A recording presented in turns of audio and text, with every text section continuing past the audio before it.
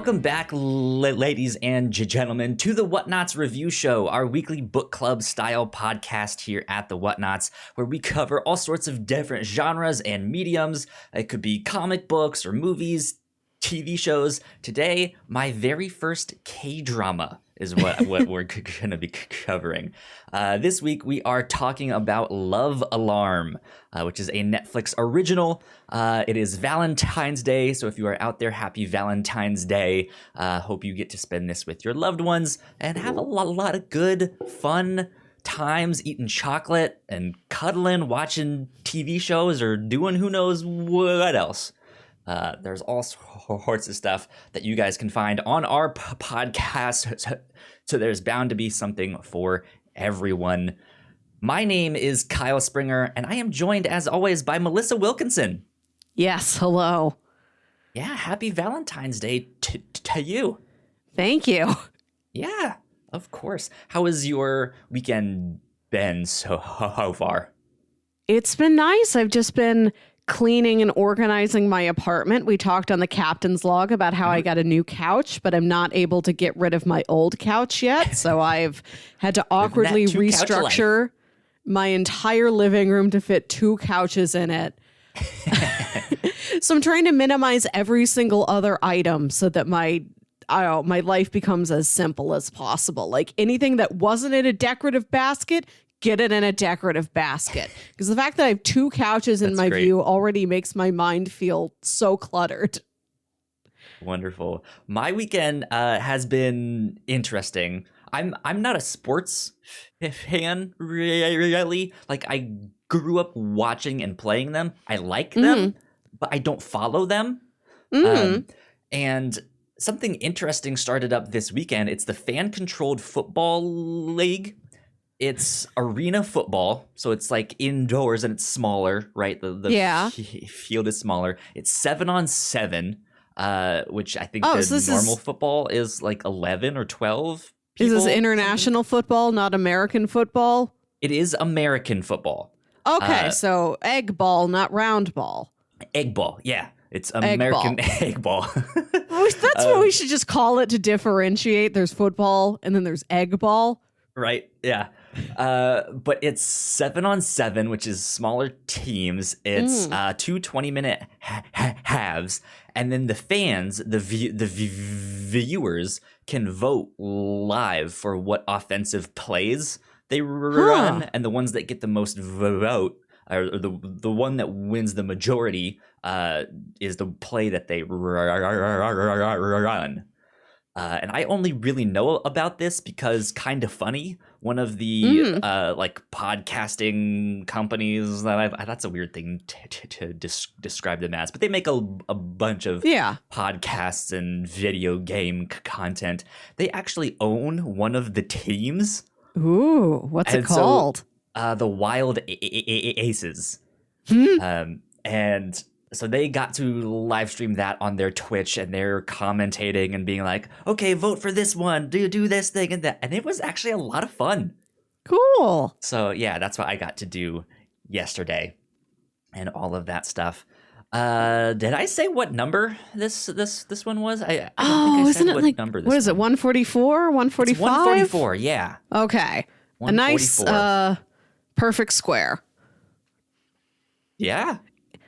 I can't do math. My little kid. I forget if it's a perfect square. Brain can't do math, but yeah, it's 12 times 12. Yeah, it's one of those special, elite classes of numbers that mean something.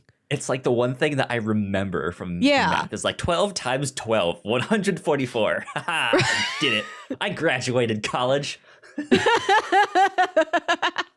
good stuff. Good stuff. Melissa. Yes. Today, we are talking about the K-drama Love Alarm. Yes. And boy, we opened up a can of worms today with this one. This is both less intense than I thought it would be and way more intense in other regards. This is not at all what I expected from this show. Melissa, I don't think I have ever been on such a roller coaster ride with this show. I think the only other one was The Love Witch, which we did for Yes. Yeah. Halloween. And that was a roller coaster in the sense that this is all just ridiculous. It's great, but it's ridiculous. Yeah, it's a very kind of campy, heightened, stylistic movie. Right. And when I think of K-dramas in my mind, I almost kind of think of that kind of stuff. It's a little bit cheesy and campy, but it has that romantic stuff. It's maybe filmed more like a soap opera where the production value might not be the greatest, right? But then again, I don't really know exactly. Yeah. That's just my preconceived notion.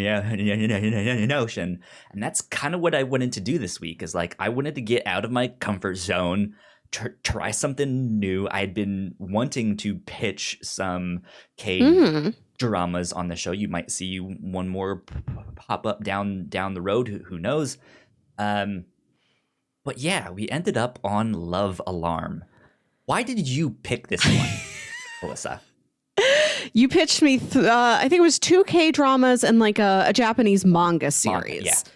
And I picked this one because I thought that it wasn't about teens. And then I was so upset when I turned it on. And it's like, no, all teens. Because there's a limit to like how much high school content I want to ingest as a 30-year-old adult. Like I want to see another 30-year-old. So, so that's what I was hoping to get out of this series. But I ended up not minding it. This is a different feel than a lot of other like teen romance dramas I've encountered.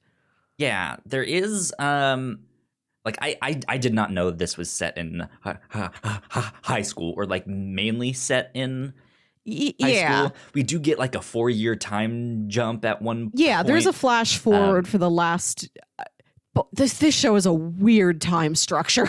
It really does. But yeah, like I was kind of expecting like maybe more college age, like young professional. Yeah. Ish. But yeah, the first, like the majority of season 1 takes place in high school. And I feel like most of the actors look like they are in high school. They're actually older in real life. I think the main actress, she's actually 21. I think that's fine because there is like we said, there is a 4-year time jump. So I understand if they cast actors who are playing, like who are 22, but like can look like they're 18 also. Yeah. But yeah, so you were hoping for not high school, and this sounded like not high school is what I got.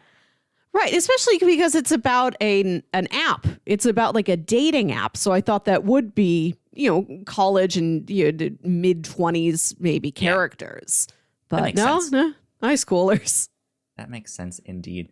Yeah, I really had no real reason for putting this one on the stuff that I pitched. I just went through Netflix and searched for all their K-dramas and stuff like that, and saw which ones had an amount that's like, oh, we could do that in 1 week, and this is one of the ones that I found.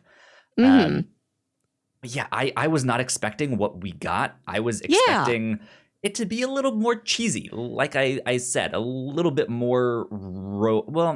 I don't want to say it like this didn't have romance and stuff, but I was expecting it to focus more on romance, if that makes sense. Yeah. This was actually pretty, in the romance department specifically, it's pretty PG.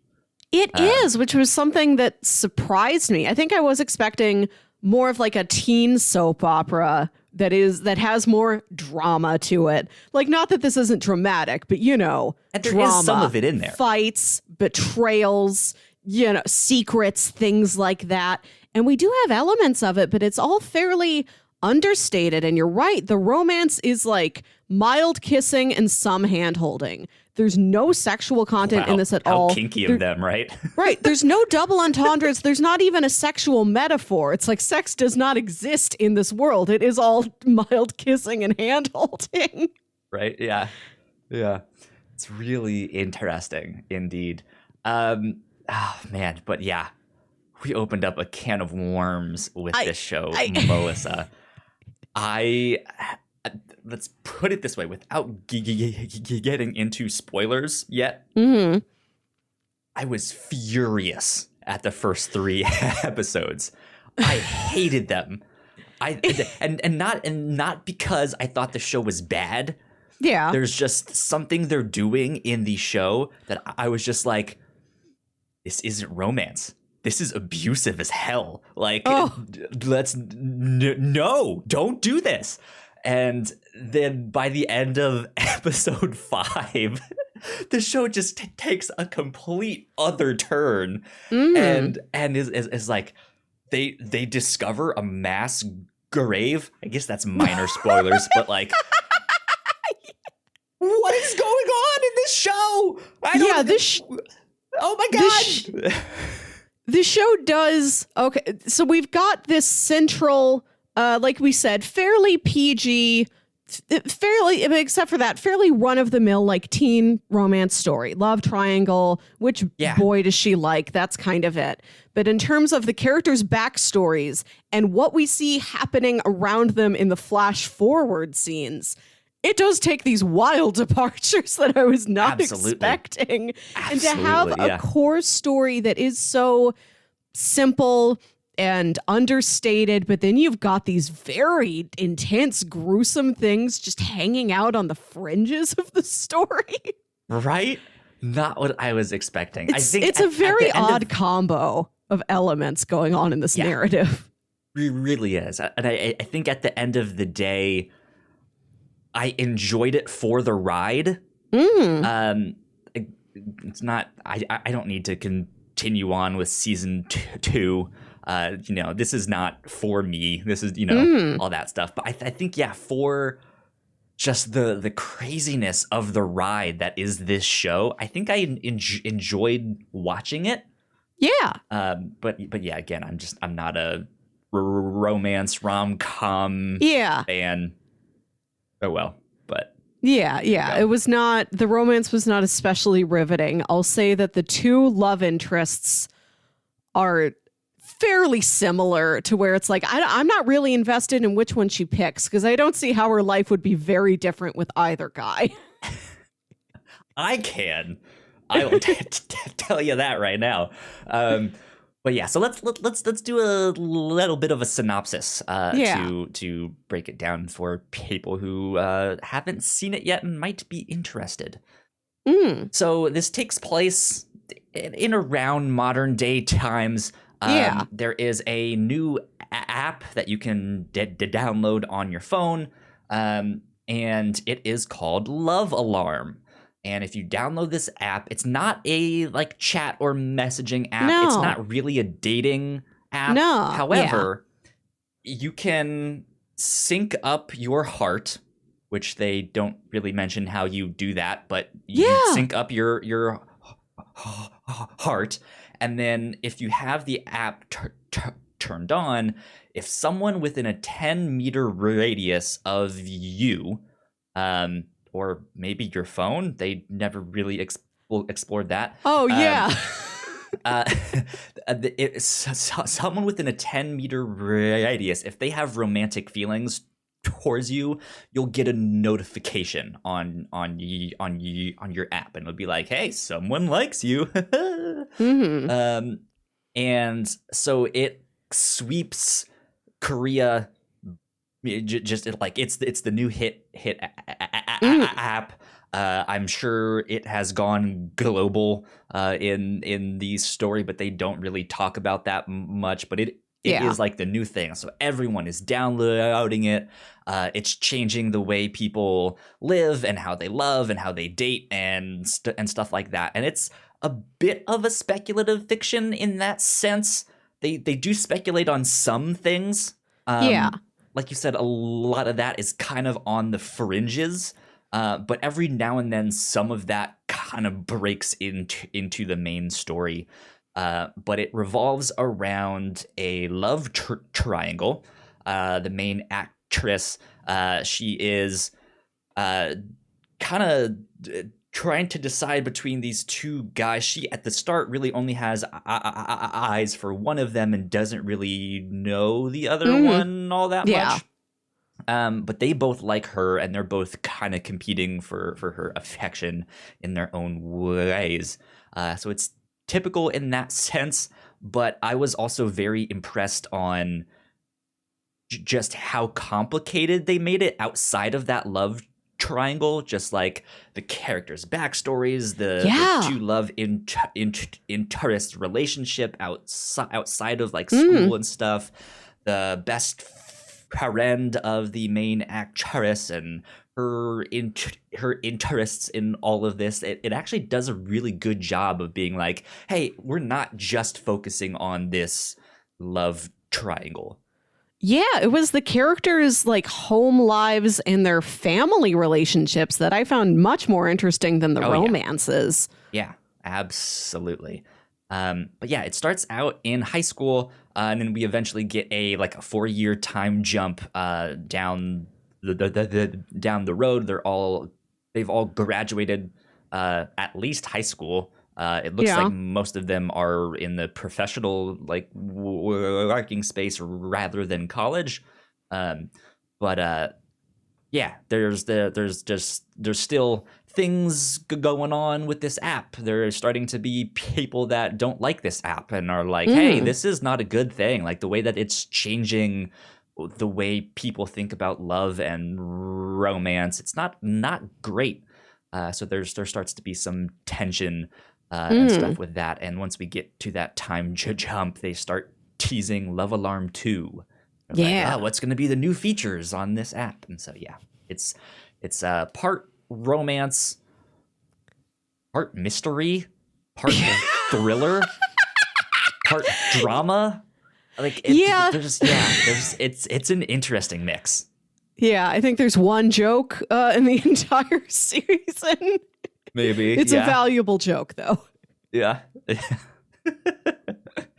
Good stuff, indeed. Did I miss stuff that you want to add to that synopsis? No, I think that's a pretty comprehensive synopsis. Yeah, and I think we've kind of outlined the tone of the show and how odd it is. Absolutely. I do want to say that the production values are pretty high. Oh, yes. This is a show I really enjoyed all of the performances.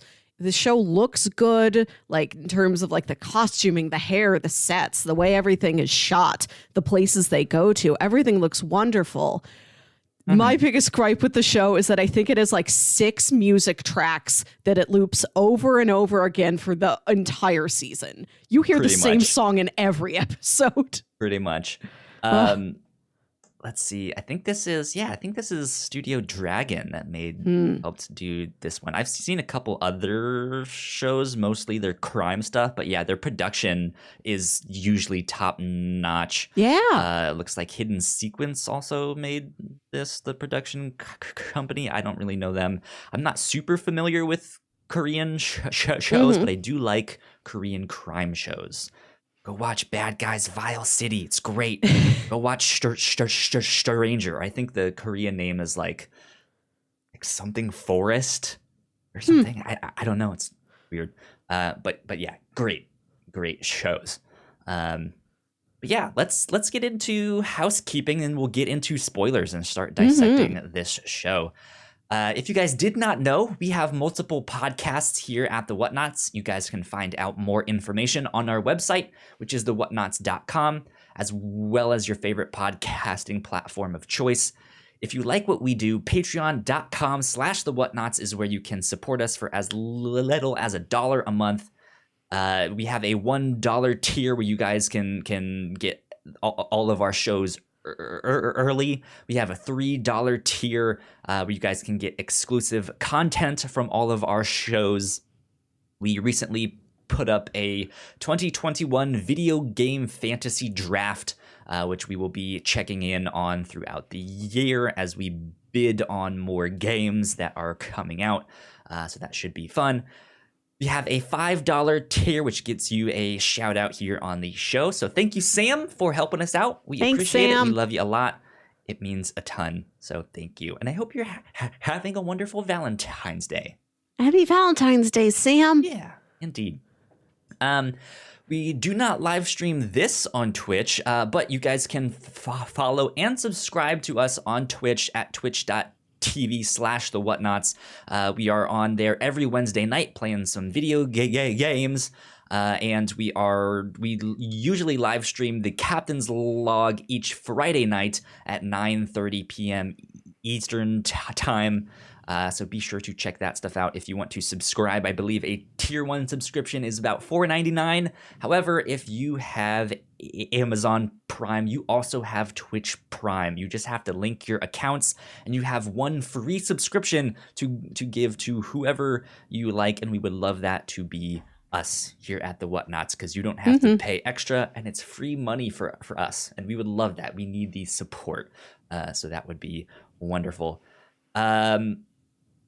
What else in housekeeping? I think that is almost it. I will say, if you guys have nice things to say about the show, go leave a kind review. That would help us out a ton. We're small time creators here, so that helps get our show in front of other people. Yeah, I think that's about it now. So it's all right with you, Melissa. I say we get into spoilers. Bam, there we go. Cool. Where to begin? In spoilers. Melissa, I was furious. Okay. What is your biggest gripe? My biggest gripe is that in the love triangle, there's the girl and the two guys. The two guys, there's like the rich one and then the one who's like poor, right? He's not poor because his family works for the rich family. Yeah, and they've got like a little apartment space within that mansion, the and they seem like they're friends. You know, like the two boys are definitely like best friends, lifelong friends. Same age, Yeah, and it seems like the rich parents treat the mom who's working for them well enough. They don't make a point of that. So it seems like it's an agreeable relationship that they have. Yeah. Absolutely. The rich kid, he had been away in the United States and he finally comes back to Korea, and just immediately, like, I expected him to be like, oh, he's the rich snob, like I'm not supposed to like him, but maybe by the end of the show they'll be like, oh, well, actually he's a nice guy. I didn't feel that at all. I hated his character. He is abusive. He is manipulative and not in a like, well, you're abusive in like a villainous way. It's like like the things that this show was trying to pass off as romance for the majority of the show are major and should be major red flags for everyone. And it was just like, and there's no discussion of like, hey, what this guy is doing is bad. It's just like, no, like this is the romance and she likes him, but you know, maybe this other guy too. And it's just like he's like the first thing that I was like, okay, he's kind of a dick, but you know, maybe by the end of the show was when he got there, he was telling his best friend. So the rich guy's name is Sun-Oh. And then Hye-Jeong is the other guy. And he was telling Hye-Jeong, he was like, hey, you didn't pick me up from the airport. You knew I was gonna be here. Like, why weren't you here? And he was like, oh, I had to work. And he was like, well, you should quit that job now. And it's first I'm like, okay, you're kind of a dick, but that was it, you know? And I was like, okay, that's fine. But it's still like, all right. Yeah, and it's then, like he's been thinking that his friend just took the job to fill time while he was like at boarding school in America. And he's like, well, now I'm back and we can spend that time hanging out with each other. So, right. Yeah. Right. It's like I'm the important one here, there, right? And then once he does get in the like romantic relationship with the main actress, whose character's name is Kim Jojo, and like there's the scene that really got me is they are, I think, walking home from school or something, and they see an advertisement for some K-pop group, and there's this gaggle of girls that show up, and they're just like, "Oh my god, it's this guy, it's Mark! Oh my god!" And they're taking selfies and stuff, and then, seemingly jokingly at first, he covers her eyes and he's like, "I don't want you to look." And she's still flirting and joking and stuff like that. I'm like, what do you mean? Like, I can look, it's just a boy band. Yeah. And then as they continue walking, she mentions something about his friend, which is when they stop and he's like, "I don't want you looking at boy bands or talking about my friends." And then immediately pulls her in for a hug. Like, it's okay. Like, I'm gonna be the only one that you need. And that's a huge red flag. Your partners should not be limiting who your social circles are. It's fine, I guess, to talk about it and be like, "Hey, there's this guy. I would prefer you not to like see him in this aspect," and like have those conversations, but just have it be a one-sided like, "I forbid you," is like, uh-oh. That is not good. Yeah, and like he doesn't say any of this very intensely. This actor's performance is like this sort of cool, it's detached, aloof thing, and that's kind of the tone he carries throughout the entire thing. Yeah.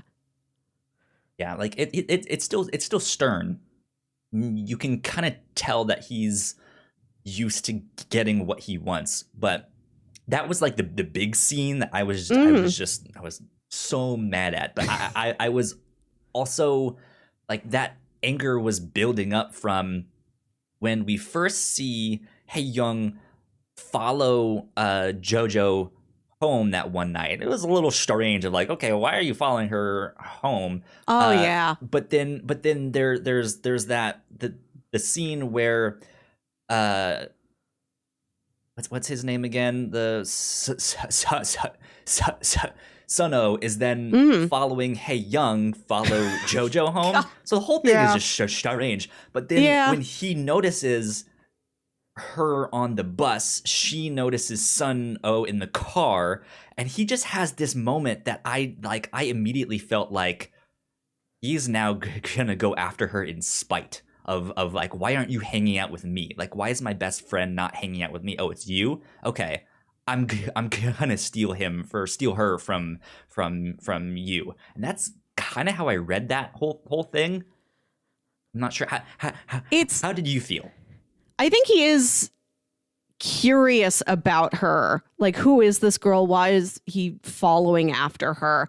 And they work at she works at that same barbecue restaurant where Hye-Jeong has this part-time job. Right. And I think Sun-Oh suspects that's why he's sticking around there. He likes this other girl who works there. And I think as he tries to learn more about her, he does develop a crush on her. I will say one thing I appreciated is that Sun-Oh's attitude is, we're not going to fight over her. I've developed a crush on her. I can see you have a crush on her too. It's her choice. She's going to decide which one of us she likes. And there's tension, but there's not animosity between the two of them. And absolutely, I liked that most of the time they did not see the other person as a rival. And when Hye-Jeong realizes her and Sun-Oh like each other, they seem like they could be a couple, he fully steps away. Yeah, he like deletes the app off his phone. He's like, he still likes her, but he's like, I can't do anything about this out of love for my best friend. I wouldn't do that to him. And it did bother, like there were things about the story that bothered me. You mentioned the limited social circles, which I think is a problem across the whole narrative. Like everybody seems like they only have one friend. Like, so Jojo we see her like at the beginning of the show with two girls, like, and when they're at the ice rink, which is like the second scene in the entire series. Mm-hmm. And one of the girls, her name is Hye-Jeong, which I remember because it's the name of the baby from Lost. So it's stuck out in my head. She like disappears, seems like she's just a very peripheral character. Her best friend Jang-go ends up getting in a big fight with her because she has a crush on this boy who's Jojo has been like vaguely dating in that like at the start of 16-year-old kind of way, like, oh, we like each other and we go out to the cafe sometimes, like stuff like that. Sat next to each other at lunch at school. yeah and like after they have a falling out over that, it seems like Jojo has not a single other like nobody stops to talk with her. Like all of her friendships disappear. And you look at Hye-Jeong and Sung-oh and it's like they are also each other's only friend. And like nobody gets more friends as the show goes on. Like it's about developing these romantic attachments, but nobody develops a platonic attachment. Like I was a little distressed at how small the friendship circles were in this story and that there weren't any tales of a friend being there when you needed somebody. It was always a love interest. Right. Yeah. Which, I mean, it's okay if you don't have very many of course. And I think it's fine for stories to kind of narrow it down and focus on stuff like that. But yeah, like that, I noticed that too. And once they did have that falling out with between Jojo and what was her name? Jang-go? Jang-go. They like... she kind of disappears from the story and is just not there. Yeah, her anymore. And the boy she likes, his name is Il-sik, and there's a plot point where he does not like her back. And he's like, oh, we're friends with each other. I like hanging out with you, but like, I do not have a crush on you. Like, please don't act like we could be a thing. We're not going to be a thing. Those two characters are not in the flash forwards at all. I don't know what happens to them. Who knows? Who knows? Yeah. But yeah, so there's that weird thing where I felt Sun-oh was starting to like Jojo out of spite. Mm-hmm. Then, there's just like the way he's so selfish about like, I'm the most important. You need to hang out with me. Don't look at other guys. Don't hang out with them. Don't talk about them. Right? It's just like it's not good. Yeah. And but like it's one thing to have that in there and then talk about it, or have that or like a friend that is like, hey, what he said was not good, right? To have that discussion. Or like break down into like a talk of, I feel self-conscious about, like he's a model. We need to talk about this too. He's not just a very handsome boy. He is literally a magazine 17 model. Magazine. Yeah. So if they made it a plot point about how he's been so pressured to look good his whole life that's something he feels self-conscious about, that like other handsome boys make him feel like they are a threat, that they could steal this girl he likes. Yeah, like that talk would at least about help. it. But they don't, and it's just it left me with this like very uncomfortable feeling because then like they do all of this stuff with the romantic music playing and like the after effects of like, oh, it's I think I was more distracted because I was like, it's that song again. Come up with another song. Right, yeah. The music bugs me so much. I also want to say that the scene you're talking about really does not come back. Like we said that he's like, oh, I'd like if, I'm the guy in your life, but you're like, there's no other options. There's Hye-Jeong, who's around because like he is still Sano's best friend, like they will see each other at some points, and like Il-sik kind of leaves the picture. Like there's no other boy around that like could be the option where he's like, don't talk to him. And like that thing where they're talking about where like they walk past the girls fawning over this pop star on the poster. And I'm like, oh, is this good? Like a plot point coming up? Like, are they going to go to a concert? No, that's not anything. Like, not at all. Yeah, like anything that plot line would have been is just dropped. So I think I didn't think about it anymore after that scene. So I'll cool it on the abusiveness of Sano, but I was just like, oh God, I hope people aren't watching this thinking like this is how romance should be, because it absolutely not. This whole thing felt, all the actors are giving these really great, like down to earth, understated performances that I really appreciated. And I liked they're all good. That realistic portrayal, but everything else felt like so far out of reality. Like this is like a cartoon, a fairy tale, a parable of some kind in every other aspect but the performances. Let's get into more of like how crazy this show is. So it took me several episodes to figure out how Love Alarm worked, because I realized they never show you, this isn't like a swipe right on this person's profile. This isn't like you make a list of people you like and then their phone buzzes whenever you walk near them. It really seems like this phone reads you, and just if it knows that you like somebody without you having to tell it that you like somebody, it makes their phone go off. And they never explained it. And like I kind of bought into it by the end. Like, okay, this is beyond speculative fiction. It's almost like a magic realism thing, because it's so outside of the realm of anything technology could do. Like I was so bugged by it for several episodes, and then I'm like, I don't think it's important. Just pretend that you get it. Point of the show, it's just like, what if this thing happened and it works like that? And it's like, okay, now that it works like that, here's the show, you know?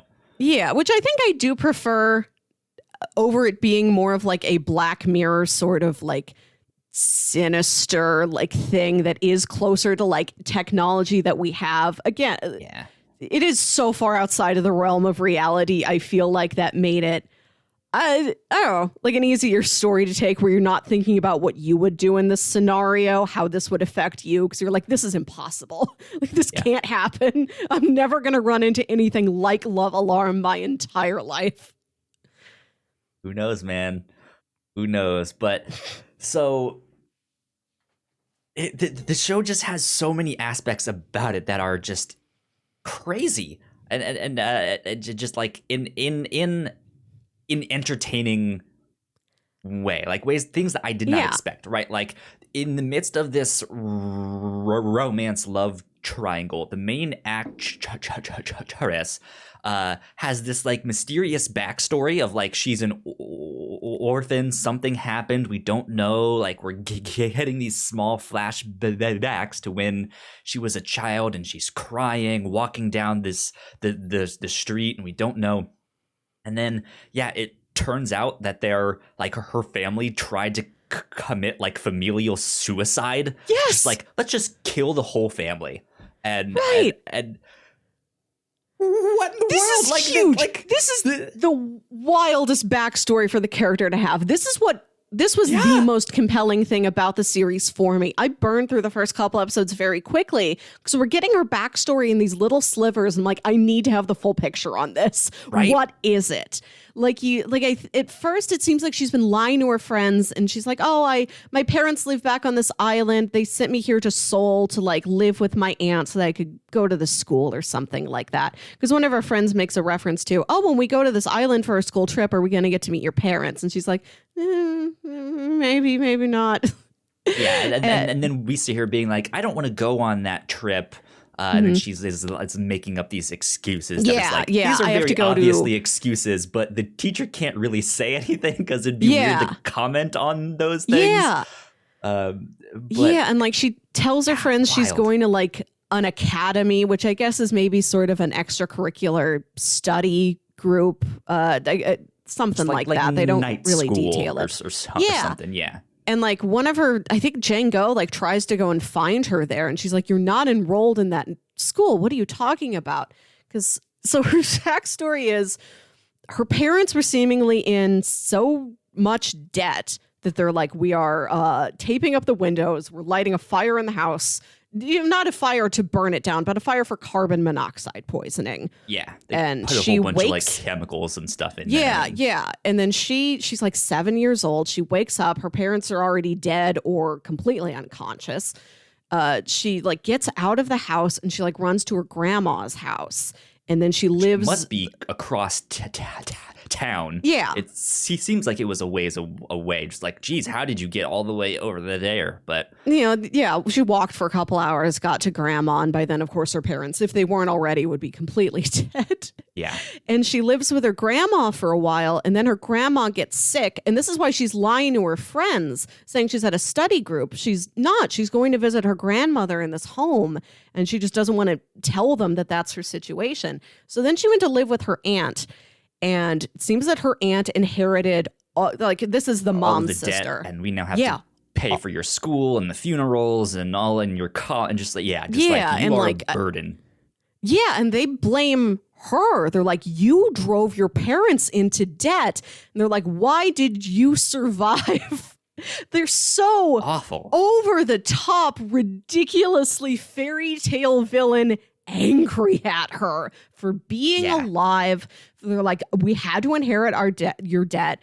And they mentioned like, you've been paying us back for 11 years, which I didn't quite get because it seemed like she like lived with the grandma maybe she didn't live with the grandma for that long before then she went to live with the aunt in Seoul. But the aunt owns a convenience store. They have a little house attached to this convenience store where Jojo works, entirely to pay off debt to the aunt. And the aunt has like a little checkbook where she's writing all of the stuff down. She's like, you've been paying off your mother's debt to me for 11 years. And it's still nowhere near. Right. Done. And she has the second job at the barbecue restaurant, I think, to pay for her grandma's hospital fees. And it seems like the aunt has to pay for some of that too, because maybe the grandma, and it's not like her mom. I think this must be the dad's mom, because her aunt is like, I'm paying this money for a woman that's not even related to me. This is your fault. Like the aunt has to pay for the grandma too, because nobody else can. Jojo's also paying her, and she's got the second job to supplement paying her. And like, she's got these 3 envelopes that's like payment to aunt, payment for grandma, and like saving for school. And she's always shuffling the money around. It's, and like when she got there, like apparently like the family, like her aunt's family also like practically went into bankruptcy, inheriting this debt from the mother who committed suicide. And like the dad of that family left. Like her cousin Gul-mi mentions like, you put my mom into bankruptcy. You made my dad leave. We've been sharing this like bunk bed ever since we were kids. And now we're teenagers and we're so mad at each other and we're cramped into this little space. And you've been like, her family sees her as a mooch for being alive. Like she's spending all of her time working for them to pay off this debt that they blame on her. And they're like, you're still such a mooch off of us. Look at you living here, eating our food. Right. Yeah. And it's like a classic like Cinderella like scenario where they're making her do all of this work. And it's just like, you're not good enough. You don't deserve this stuff. Meanwhile, her cousin, like you mentioned, is like the stuck-up popular girl. Like, I'm gonna make the rich kid like me, and I'm gonna do this, and I'm gonna do, I'm gonna be the next big K-pop star, and I'm gonna do X, Y, and Z, And she just never gets any of that stuff. Like, she's never good enough to fulfill any of those things, and she hates it, and she blames it on her cousin of just like, again, this is your fault. Yeah, Gul-mi is fascinating to me because she is this character archetype that is familiar to you, but like if this, like you said, a stuck-up popular girl, but normally that character archetype comes tied to some level of like wealth or privilege or something. Gulmi is from like this full working class family. She has to work at the convenience store too, and like she goes to this like sort of K-pop like training school where like she does dance practices and all of that. And you see her like she really puts the effort in. Gulmi does work hard. very hard. And the sense of entitlement that she had is not based off any sort of class or anything like that. It's based off the fact that she feels like the world owes her for all the misfortune of like her family losing money, her dad leaving, and like she feels like she's owed because she does work hard, which is true. She's really interesting, and that I do feel some sympathy for her. Like she does seem like she's going about it in all the wrong ways, but I feel like she does need some small win in her life somewhere. And I want to see her get to it through the right means and like get her head on straight and stop being terrible to Jojo. For me, because she is abusive as well, but it like you also, I think, more clearly see where her character is going, and you know it's going to end in heartbreak, and she's just like, she's going to ruin her life because of some of the things that she has already said and done, and how that will affect her in the future. You know, it's just going to be like, that's going to come back to bite her so bad, and it's just like, I actually kind of like her, and I want her to like do like figure this out. Like you can do this. You work so hard. Exactly. I'm not rooting for her as she is, but I'm rooting for her to learn how to improve herself. I want to see her be a better person. I don't want to see her like completely fall to shambles completely without some chance of like redemption. And the show ends, and I could understand where this season just stops. It does. It just There's stops. not really an ending. None. And I can imagine that why it would stop with like the love triangle, where you don't know like who Jojo really loves. But I was really hoping to get to like a better conclusion or at least stopping point for Gulmi and like her storyline, because she has her eyes set on Sun Oh. Seemingly, she doesn't have any personal interest in him, just in that he's the rich one. He's the pretty, handsome Fame, model. Popularity, He's the highest use him, status man around. I feel like I deserve something like that. And if I'm attached to something like that, I can get out of the life I'm in now. Absolutely. So she has her sights set on him, seemingly for practical reasons. And she's like, and her friends are teasing her. They're like, Gulmi, who in the world do you think is good enough for you? And she's like, maybe the developer of Love Alarm, who is a boy at their school. This is the next crazy thing. I want to say this show. This character. Okay, so we talked about how all the other young people in the show are played by young people. Maybe they're like 22 playing 18, but they're young adults. I don't know anything about this actor, but he looks like an adult, and it was really distracting. Very much so. He looks like just a short man that they put in a schoolboy uniform. Nothing against him. I'm sure he's a great actor. Yeah, it's a good performance. Yes. It's just this one character just stood out among the rest of like, it looks like classic like 36-year-old man playing a 16-year-old, right? It's just like, right. Yeah, we'll just give him a bowl cut, and that will make him look boyish. But yeah, so I actually like his character a lot. And in high school, he is the one that no one likes. He's kind of the geek. Doesn't really have any friend. Doesn't even have one friend, right? Like all the rest of them, he's by himself. And for the first like 4 episodes, the developer of Love Alarm is a mystery to everyone, including you, the viewer. So I kind of predicted it was gonna be like him. they hint at it like early it's enough. Not hard to figure out. Like by the end of episode 1, you're like, oh, this guy that no one likes, he's the one that made the app. But no one else knows that. Literally no one in the world knows that he's the one that made this app. Here's the wild thing to me. He's in high school when he makes this app. This thing goes viral. It sweeps Korea, the whole nation by storm.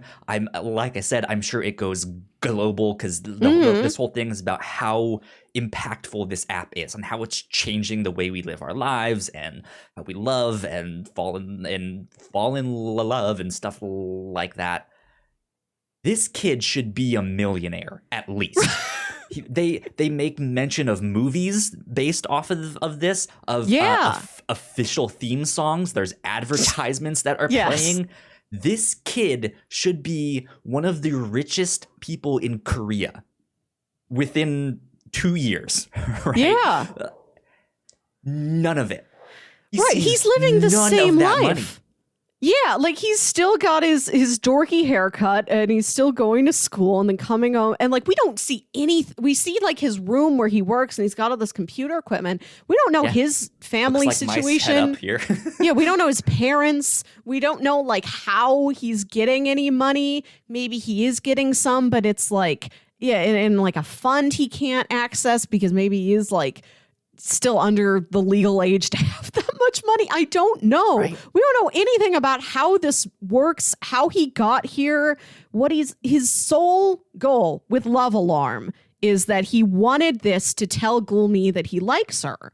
He's he's got this huge crush on Gulmi and she thinks he's just trash. She's like, I don't want to see you. I hate disgusting. Having you in my peripheral vision. She's so disgusted by him. Absolutely. But she keeps saying the only person that is high status enough for me, if it's not Sun-Oh, it's whoever developed Love Alarm. It's the developer of Love Alarm. Yeah. But like he won't tell her that it's him. And like you spend the whole season wondering if he does tell her what is that going to change? Is she going to realize the error of her ways? Or is she going to stick to her guns like, no, I still think you're gross. I'll find the developer of the next most popular app and try and date him. Yeah. Romance Alarm. That's what I want. I wanted an answer to that situation much more than I wanted anything in the main love triangle. Yeah. Like it's such a bad situation, but I wanted the answer more. It was so strikingly rough that I found it a little more compelling. They have like the whole thing is just wild that like you would think the show would normally focus so much on that love triangle and focus like more intently on that, but no, you get all these other side stories that are like, these are fascinating. What is going on here? Yeah. Because, I love like no, you can keep going. At some point I want to talk about Sun-Oh's family though. We'll get there next. Because yes, Sun-Oh's family, and then more about Sun-Oh and Hye-Jeong because there's some stuff there too. Yeah. With again, what's this guy's name? It's like Duck something. Yeah. Duck-gu. Duck-gu, yeah. Yep. Here it is. Chaeyoung Duck-gu. And so in the midst of this love triangle happening, Duck-gu has kind of just recently gotten really badly rejected by Gulmi, and he's kind of feeling sad and depressed, and Jojo notices and is nice enough to like take the time to talk with him and sit down with him. And they actually have a nice conversation. And he ends up, without really saying it, kind of being like, hey, I can see that your life and Sun-Oh's life aren't matching up. And you two are going to be going in different directions.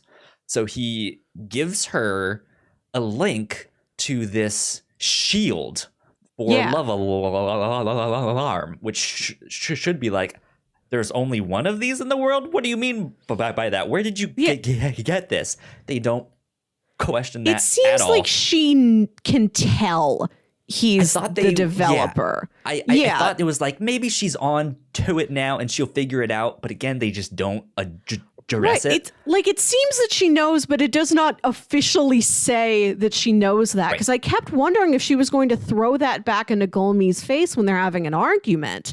And Gulmi's trying to, especially in the flash forwards where she steals Jojo's money and to like buy her way into this elite love alarm club where she thinks she's going to meet the developer and like win his love.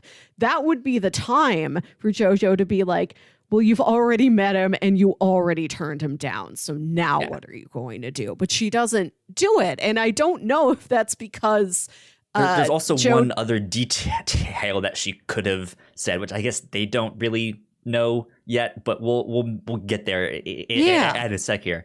Yeah. But yeah, so she gets this shield that if she activates it, it will not, like, her love alarm can get rung so that she can know if there's people that like her, but no one can know if she likes other people, right? It won't ring their alarm.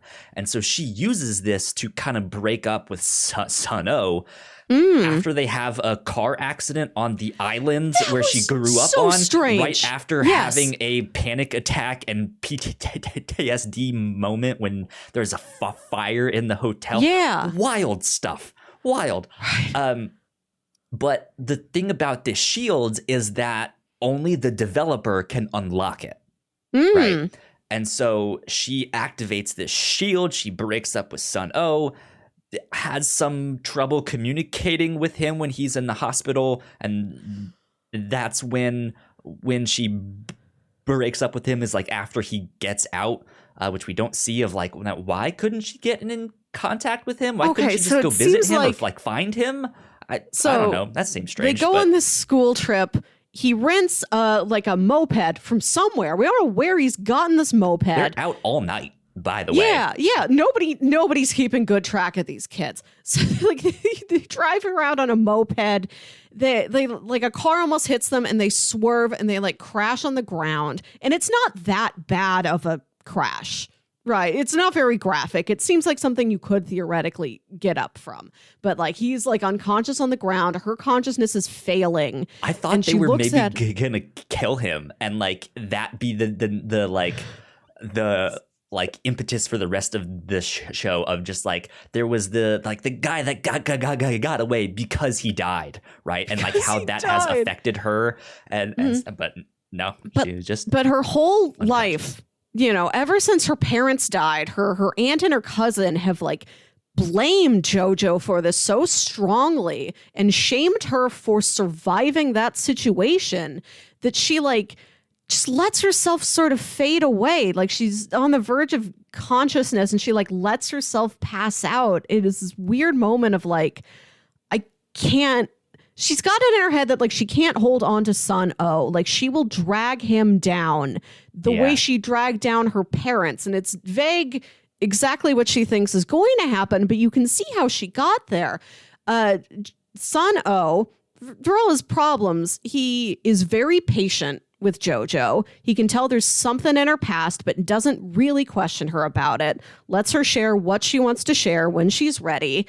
And, you know, he can tell that she does not come from money or status like he does. And he puts no pressure on this. That does not play into him at all. You know, like he's not really affected by the fact that this is just a girl who like works 2 jobs, you know, and doesn't have any of the same background that he does. But everybody else puts it on her like, you can't date him. Like he's dating you. Like they tell her, like her friends or family, they're like, he's dating you as a charity case. He sees you as something to pity. He doesn't, but everybody's telling her this, like, you can't be with Sun-Oh. You're going to be with, you know, this hot, popular, rich boy in school. This thing who shouldn't be alive. So she's like, I have to dump him. I can't be with anybody. It's going to end in heartbreak because this is a girl who has no positive relations in her life except for her grandma. Yeah.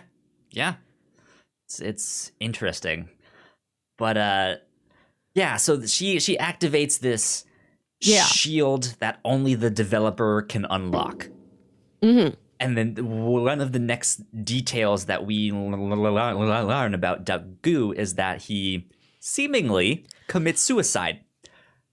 The developer of this app that is super popular, that is still somehow getting updates, I would imagine, and stuff like that, disappears for like 4 years. No one knows where he is, and they're advertising Love Alarm 2. Huh. That's strange. Who's developing Love Alarm 2 if the original developer is dead?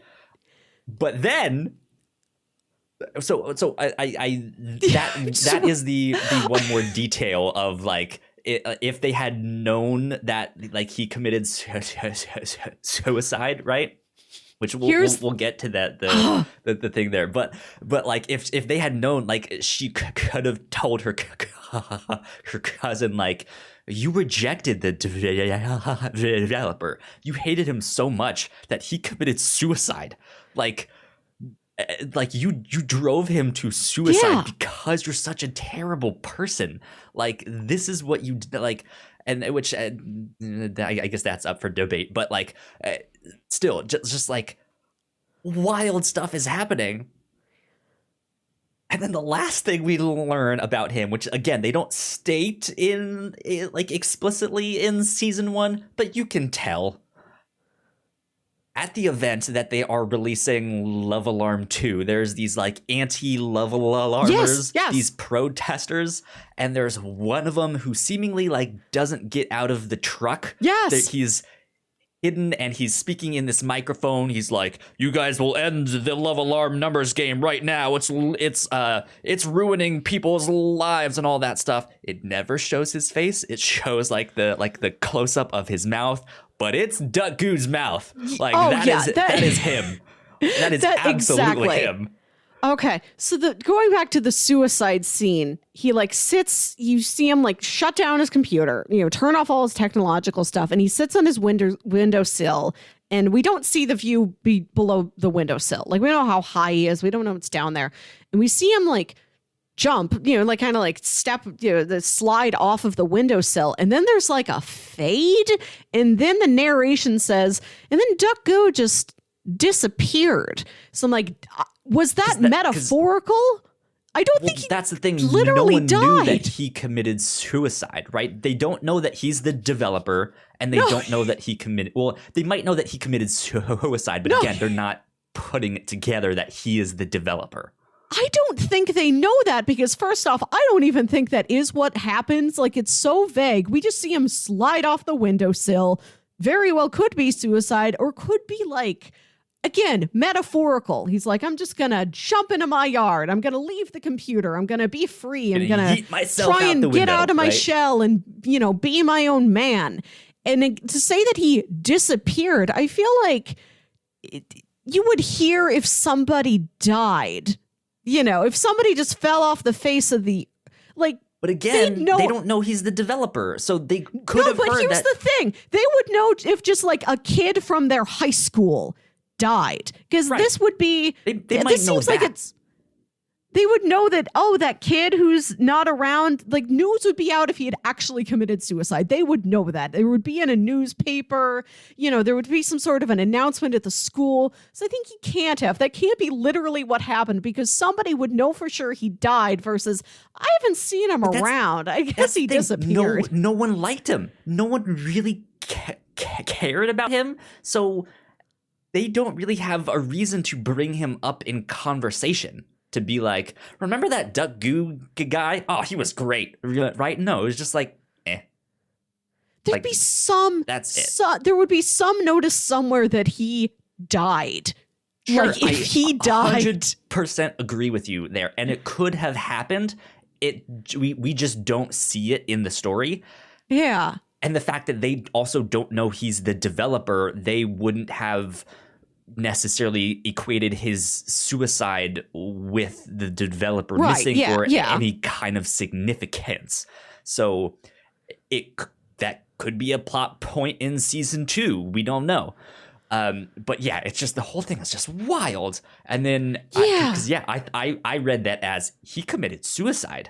Oh my God. And then mysteriously shows up 4 years later as like the voice of these anti-level armors of Right. of- Yeah. of- Because of, like, when yeah.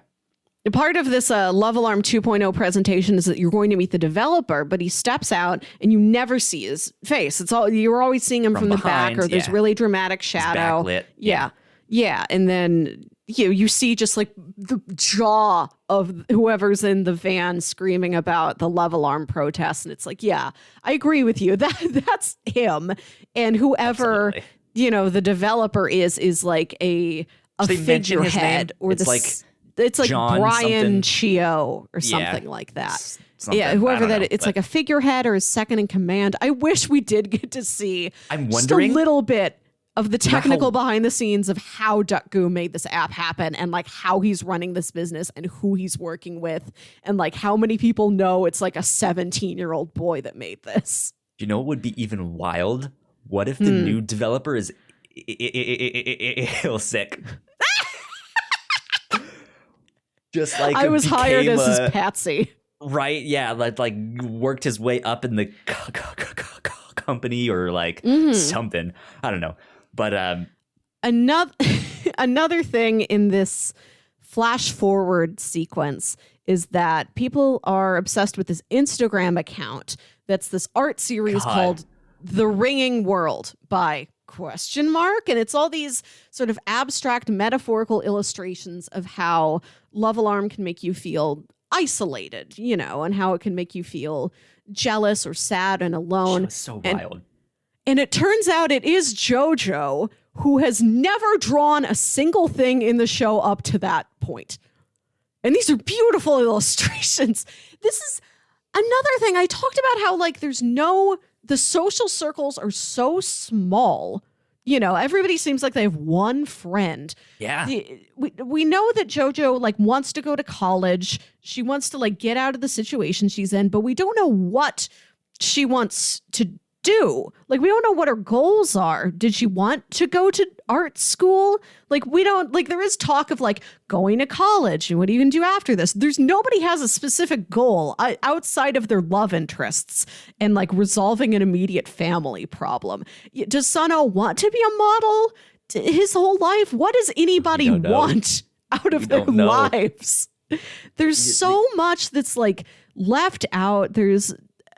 I think I liked these characters because the performances, I think, were all excellent. Yeah. All of them, like even characters where it's like, I shouldn't like you, but I do like you just because you're being portrayed with so endearingly. I'm so endeared to the actor that I did like, I like you now. But like, if it was in the hands of other actors, like I think this thing would feel like Characters very would be empty. flat. Yeah. Yeah. Yeah, so that the whole like second half of this season, there is this mystery of like who is running this Instagram account, and it's signed with these 2 question marks, right? And there is a scene where Hye-Jeong figures it out, and he just has this like light bulb moment of like, oh my God. It's her. God, and it's like so many shots of his face and like looking at the napkin where she wrote her name and looking at the question marks. Like we spend so much the gears time. turning. Exactly. We have to watch the gears turn for like 2 minutes when it's like, no, we got it. We understand. Yeah. So that whole thing was wild. But you wanted to talk more about Sun-Oh and his family. Yeah, which is go with that. also fascinating. Like his dad is, first off, when he is first introduced, we see that him and Hye-Jeong have like some sort of a connection, and it took me a long time to figure out what their relationship was. Where I'm like, are you two dating? He's got that sort of possessiveness over him. Like, is that your boyfriend? Or like, I had no idea. I'm like, is that your kid brother? Really I don't had know. Some gay subtext in there. Yes, And yes. They laid it on thick. But again, it's something they don't mention, they don't talk about, they don't like, except for maybe in the flashbacks when they're kids. But then it's one of those things of like, well, they're kids. Like you can kind of just chalk that up to kids being sweet, right? Yeah. And like, you know, like there are flashbacks of them when they're like 7 years old and like Hye-Jeong's like feeding him something and He's like "I'll taking always care of be him on when he's sick and in bed. your side, and you won't have to worry about a thing. I'll eat every day with you." And like, it's just like that's romance. That is the most romantic relationship in the entire show. Mm-hmm. And it is of like two like 4 or 5 year old children. And it's just like, what is going on? And then but like in modern day too, like they hint at it. And there's the one scene in like episode 1 or 2 where they are in the same bed. It is a twin size bed. And then one of them like rolls over and puts their leg on top of the other, and it's like, oh, okay, it's that kind of relationship. That's what I thought it was. I was hoping so hard that that's what the show would turn into. That the main actress is like, look, I shouldn't even be here. Like, you two are in love. Like, forget the app. Don't listen to the app. Listen to your hearts. Like, this is what your heart is saying. Go make out. Get a room. Do something. Like, You're right. Nothing. Right. They are so close to each other. Yeah, and I think that scene that you're talking about, like Sun-Oh has just come back from being away in America for, we don't know how long, but probably like at least a full school year. They spend the night playing video games and eating junk food, and they just fall asleep on the same bed. Yeah, they just fall asleep in Hye-Jeong's bed, which is smaller. And I think it's just like them sort of like getting up in each other's space, like not romantically, but like, here, I'm going to warm and I'm going to push you off the bed. Like it's part cuddling and part roughhousing. But he like doing. He doesn't push Sun-Oh off the bed because he put his leg on top of him. He puts it on top and then takes it off. And then someone else comes in the room and is like, hey, you should wake him up. Like, we have to get ready and stuff like that. And so because of that, he says his name and then pushes him off the bed. It's just like, I don't understand what is happening here. And then there's the whole like subplot in there of like, hey, is Hye-Jeong bi? Because he runs into this other guy being beat up by these other characters. And then like a day or two after that, Hye-Jeong gets his love alarm rung, and the only person that's in the vicinity is this guy that was beating up the other kids. So he's like, wait, you have romantic feelings for me? And he gets pissed, and he's basically like, screw you, dude, you beat up that guy because he was gay, like, don't be a hypocrite. Gay? Like, fuck you, like, man. And he's like, you shouldn't have done that. Like, he really sticks up for this kid who's being beat up by these other guys for having a crush on the lead bully, which is one of the scenes that keyed me into, it doesn't seem like you choose to like ring somebody's love alarm. Like, love alarm just reads you. It's not a choice. It just happens. Yep. And he's like super defensive of this kid. And he's like, look, if you're uncomfortable with yourself, you have to figure that out. Do not project that onto others. Don't beat that kid up. If he has a crush on you, you have to like respect that and talk to him about it and like figure yourself out. Like really look into your heart, pal. Like, he's trying. I like that we did get these side scenes of just Hye-Jeong being a pretty good guy, which is something that the show needed, especially because I never like in teen dramas where it seems like the default tone of the high school at large is that they're all like very mean people. Like, there's like, I can understand that it's like you may have some people who are jerks, who are gossips, who are excluding other people. But when it's like, literally 0 people are talking to Duck-gu after that thing where like the photos of Jojo and Sun-Oh kissing get out there and like Django like leaves her as a friend. Nobody's talking to Jojo. Jojo's nice. There's not a single person who wants to sit down and like check in with her. I never liked that.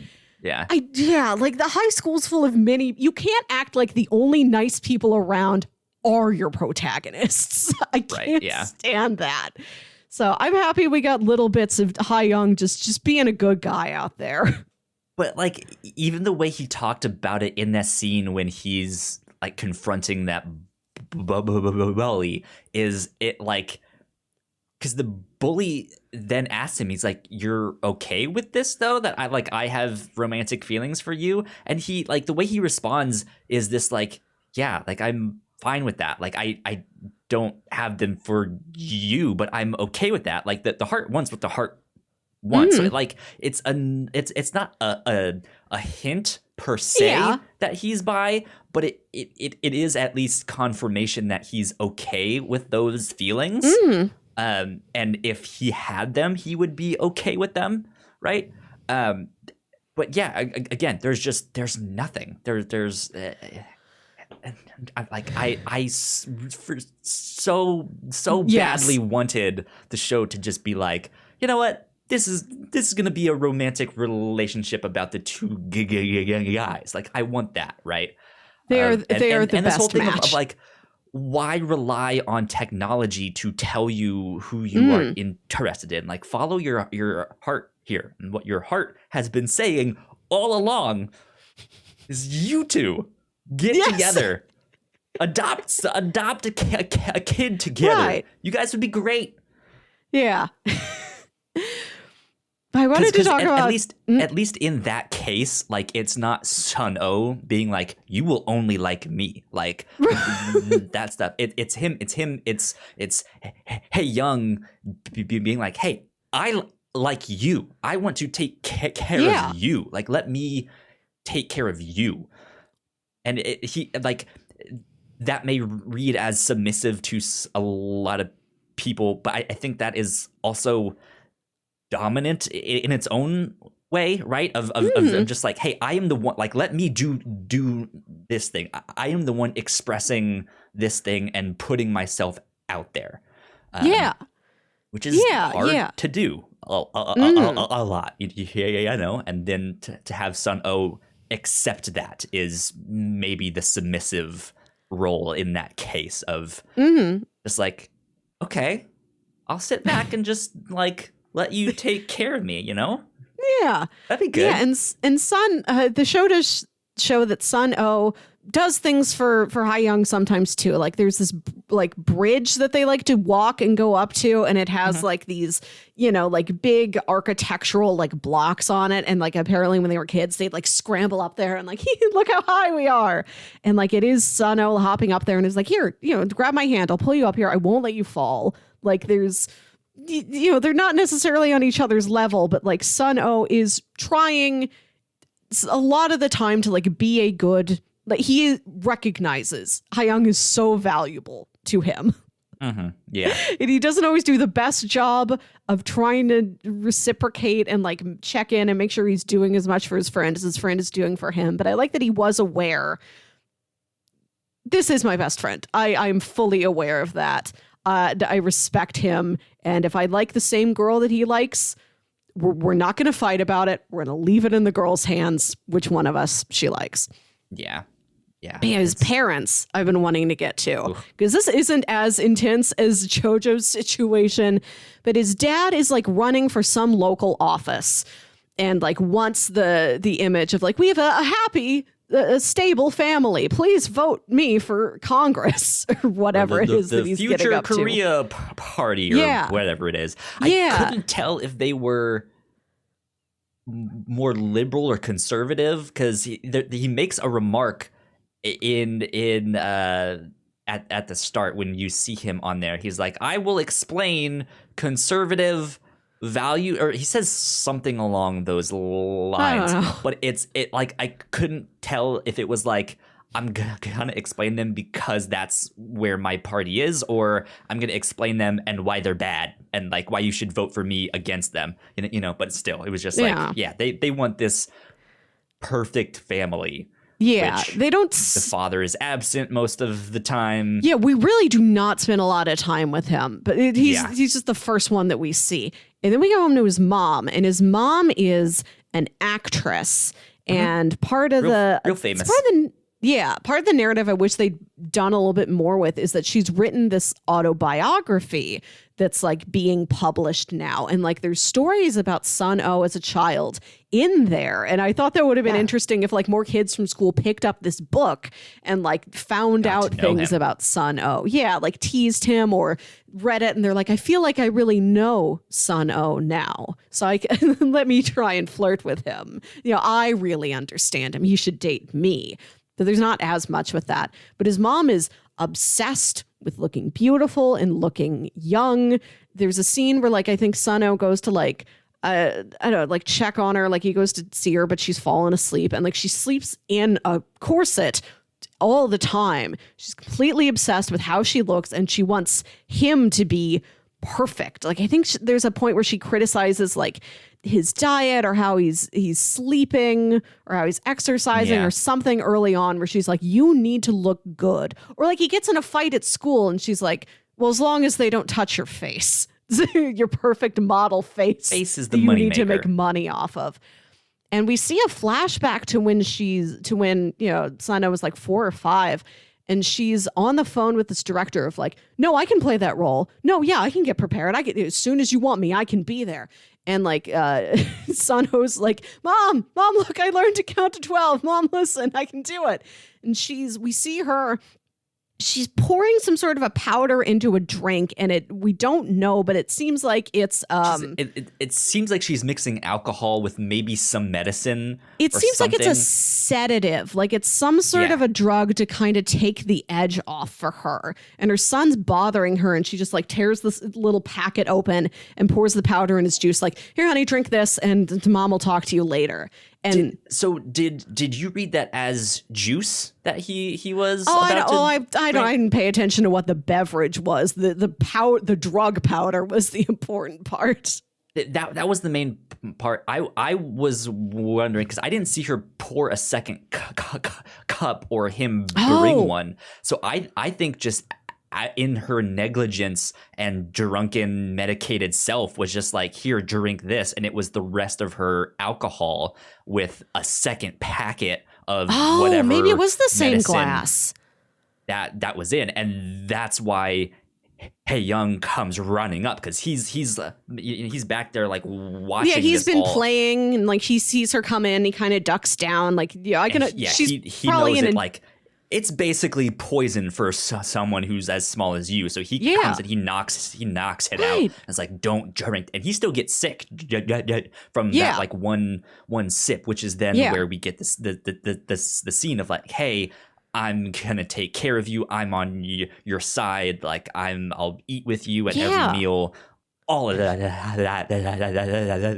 All of that stuff, and it's just like, oh, it's so sweet. Like he's looking after him. He really loves him. He does, and but the Sun-Oh's mom like seems like she resents her son for like interrupting her life at this high point of her career, the high point of her beauty and vitality. She's like doing this drug and we don't know what it is. We don't know if it's illegal or prescription. It's weird that it's like a drink mix powder. It's like a little powder packet, like a Crystal Light that she rips open and like pours in her drink. So I don't know what it is. Different type of Crystal Light, if you know what I mean. Like she's doing that to like sedate herself. And it seems like she's so dismissive of her son that she's like, I want to sedate you too. Here, drink this. Just get out of my way. Get out of my hair. I don't want to see you around. Mm-hmm. And I think like somebody refers to later about how his mom like almost killed him. And I don't think like she was intending to do anything that she wasn't intending to hurt him. She's just like, if you could just be catatonic for a couple hours and not bother me, cool. Yeah. Like his parents talk about like they sent him away to America because like he was being a slacker. And like that's one of the reasons why Jojo breaks up with him. Like Hye-Jeong's trying to sneak her into the mansion so that she can see Sun-Oh after this moped accident. And like they're like hiding in the garage as the parents come home from some public event. Which like promoting the dad's political totally career. Got caught. Let's be honest, that scene, the car was right behind them. They were like not even ducked dead down behind the thing when the car was in. I was like, there's no way they didn't see them. Anyways, there's many instances of like you should see somebody in your peripheral vision and you don't. Yeah. Like to find out later that Django took those pictures of Jojo and Sun-Oh kissing in the alley, and I'm like, nobody saw her. Okay, but nobody heard her like walking by on the crunchy leaves that are everywhere. And like they don't even tell us, the audience. Like there's no hint that she was there when we first see that scene, but later like we see her perspective of it, and it's like, you were close enough that we should have seen or heard something the first time the narrative showed us this scene. Yep. Why didn't you give us a clue about this? Why is this just coming out of nowhere? Anyway, but yeah, like Jojo overhears Sun-Oh's parents being like, he's distracted by that girl. You know, he's not being a good student. You know, he's not being successful. We'll just send him away to boarding school in America again if he keeps slacking off like this. And there's also, you know, like his mom's promoting this book, and some magazine or somebody is like coming to their house to like do an interview and a photo shoot. And he's like completely disinterested, being really cold, really distant, like really dismissive of his parents. And they're like, okay, we're going to take a break. And his mom like chases him into his room and like yells at him. And yeah, he has a bad family situation. It's not exactly as rough as Jojo's. Still rough though. Yeah, and you can tell like why he's so kind of possessive of the things in his life that are important to him. Like you can tell that his parents are shallow people.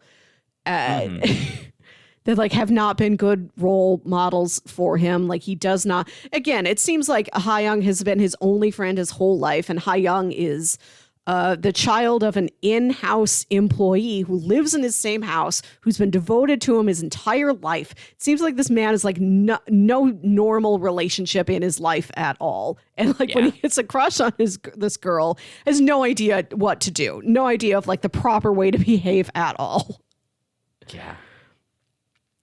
Man, this show is just a roller coaster ride of like, what is going on? And yeah, we still don't know exactly what happened with that mass grave. They just found it. It seemed like it was just a bunch of people who never had their love alarm rang, just a bunch of lonely people that. Like, it's like, well, the app is stupid. It's ruining our lives, so we're all gonna commit suicide. And then that's just the end of it. I can't believe that this show is so fairly simple, down to earth. It's just about like a couple high school kids having crushes and like kissing and holding hands. But then also the show includes 25 to 26 suicides. Right, yeah. Like the total shifts in this are wild. It's like some parts of the show are like so normal. So like, yes, this is exactly what I would have expected from like a teen romance drama. But then it's got all these wild swings peppered throughout it. Yeah. And I want to mention the one joke that I alluded to at the beginning of the episode. My favorite character who like never really got a lot to do is Sun-Oh's chauffeur. Like the family chauffeur and like assistant, who's like the lightest character we get in the series, the closest we get to comic relief. Mm-hmm. There's a scene where Sun-Oh wants to take Jojo out for a date after school. And she's like, oh no, I have to go work at that barbecue restaurant. And he's like, don't worry, I took care of that. And it cuts back and like Hye-Jeong's going in for his shift at this restaurant, expecting to see Jojo there. But no, there's the chauffeur. There's Min Jae like working her job, bussing tables. We don't know how this happened. Like apparently Sun-Oh's family has enough pull that he can go in to the restaurant's owner and be like, Jojo Kim is not working today. This man you've never seen before, he's working her shift. Didn't Sun-Oh fire him? Because when Hye-Jeong confronts him, he's like, why are you here? Like, why are you working here? He has this thing of like, I don't know why I'm working here. Like, God, like I hate this. Like he seems like Sun-Oh made him work there. Like, this is you work for me, you assist my family. This is what I want you to do. I want you to work a 4-hour shift at a barbecue restaurant. He also mentions that he had a woman in the car that was not from the family. Right. So we don't know if he was just giving him a ride or giving her a ride. No. If you know what I mean. Sun-Oh, it seems like Sun-Oh is blackmailing him. Like, you drive me around. One time you picked up a pretty girl.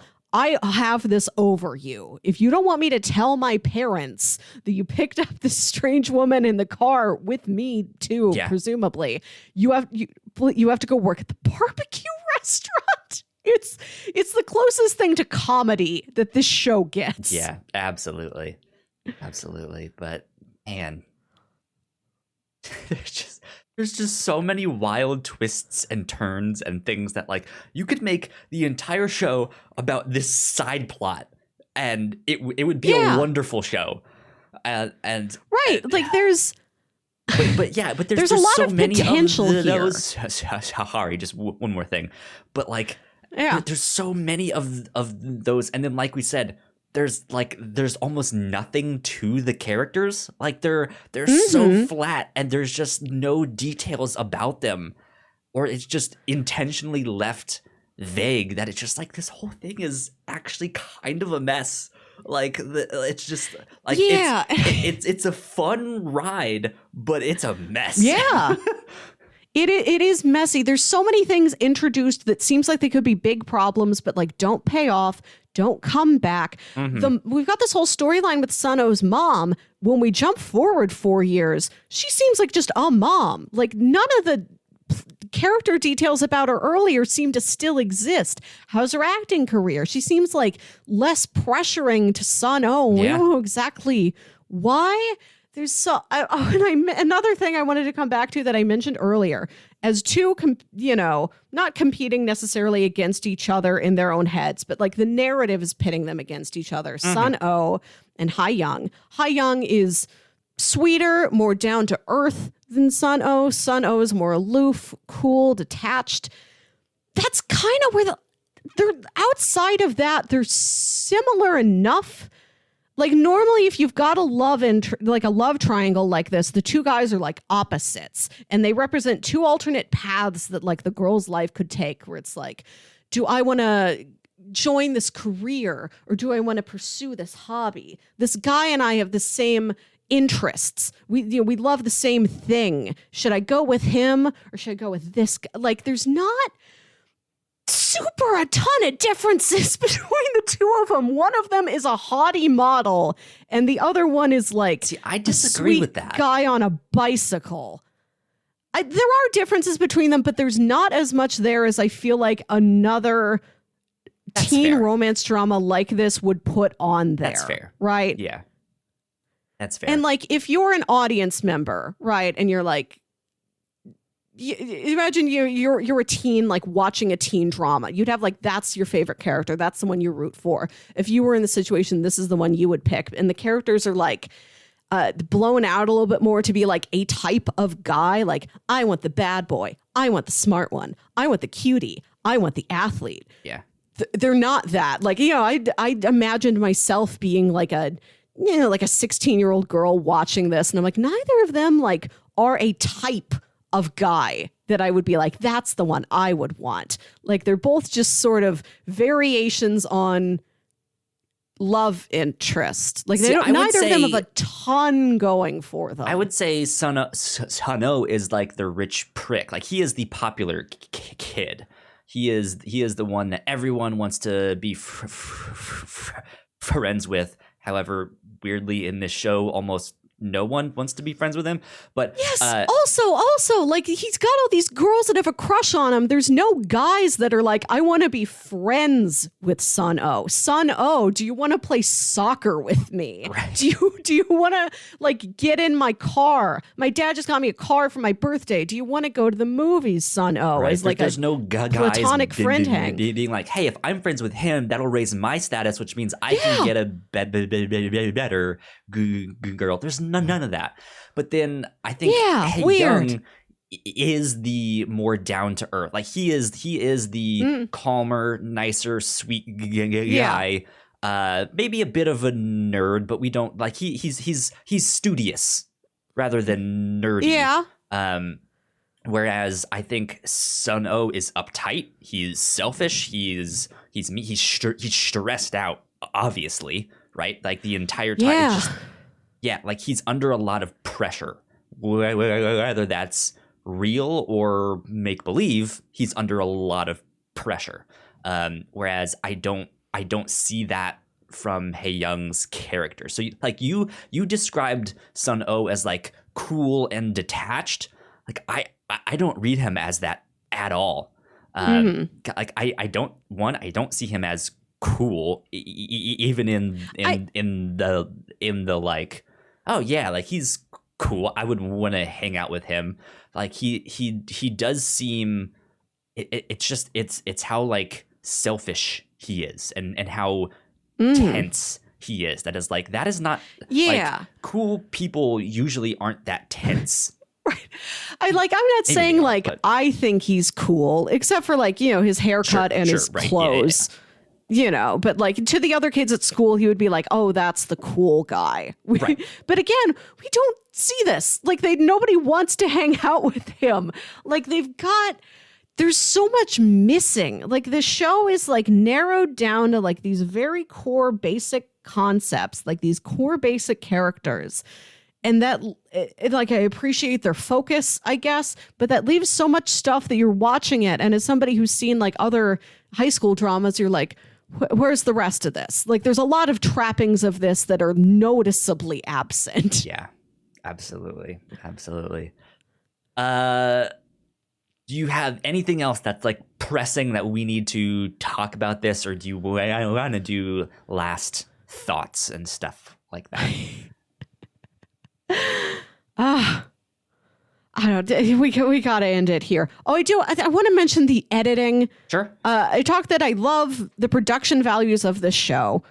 I'm not crazy about how it's written, but I like I said, all the performances are wonderful. We were talking about how troubling Sun-Oh is. That actor, I think, is doing a good job. And when he is happy about something and he smiles, his face truly lights up. Like you can really feel when he is truly, sincerely happy about something, and really in love with Jojo. Like those emotions really come across. Jojo, I love that actress's performance. Like everything's just.